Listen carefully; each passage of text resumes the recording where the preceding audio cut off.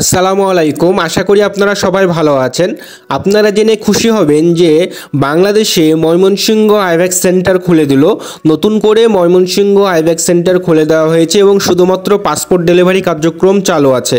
তো আপনারা জানতেন যে পূর্বে বাংলাদেশে মোট 60টি আইভ্যাক্স সেন্টার খোলা ছিল। ময়মনসিংহ আইভ্যাক্স সেন্টার খোলার পরে হয়ে গেল মোট 8টি।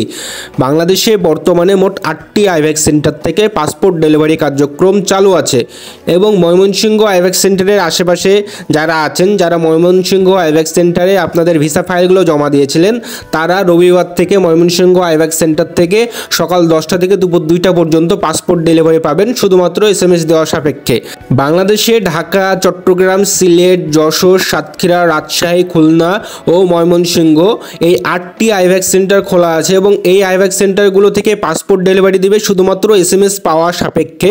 আপনারা যারা ভিসা ফাইল জমা দিয়েছিলেন আইভ্যাক্স সেন্টারগুলোতে, তারা যদি SMS পান তবে আপনারা আইভ্যাক্স সেন্টারগুলোতে যাবেন, গিয়ে আপনাদের পাসপোর্টগুলো ডেলিভারি নিয়ে আসবেন এবং অবশ্যই কোন আইভ্যাক্স সেন্টারে কোন সময়ে পাসপোর্ট ডেলিভারি দিবে, কোন সময় থেকে কোন সময় পর্যন্ত, এই জিনিসটা ফলো করবেন। তারপরে আপনি আইভ্যাক্স সেন্টারগুলোতে আপনার পাসপোর্ট ডেলিভারি নিতে যাবেন। যেমন দেখুন, ঢাকা আইভ্যাক্স সেন্টারে সকাল 10টা থেকে দুপুর 4টা পর্যন্ত পাসপোর্ট ডেলিভারি দিবে। চিটাগাংয়ে দিবে 10টা থেকে দুপুর 4টা পর্যন্ত, সিলেটে 10টা থেকে দুপুর 2টা পর্যন্ত। আমি আপনাদের সামনে পুরো শিডিউলটা আমার স্ক্রিনে দিয়েছি। শিডিউলটা দরকার হলে একটা স্ক্রিনশট দিয়ে রেখে দেবেন। দেখুন, সাতক্ষীরা আইভ্যাক্স সেন্টারে দুপুর 10টা থেকে দুপুর 1টা থেকে দুপুর 3টা পর্যন্ত সাতক্ষীরা আইভ্যাক্স সেন্টার। আর যশোরে দিবে দুপুর 1টা থেকে দুপুর 4টা পর্যন্ত।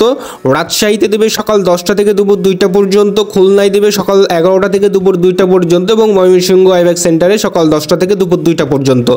তো সবগুলো আইভ্যাক্স সেন্টার আস্তে আস্তে খুলে দিচ্ছে এবং এগুলো থেকে শুধুমাত্র পাসপোর্ট ডেলিভারি কার্যক্রম চালু আছে। তো এই ছিল বাংলাদেশের সবগুলো আইভ্যাক্স সেন্টারের আপডেট। সবগুলো আপডেটই আপনাদেরকে জানিয়ে দিলাম। সম্পূর্ণ ভিডিওটি দেখার জন্য ধন্যবাদ।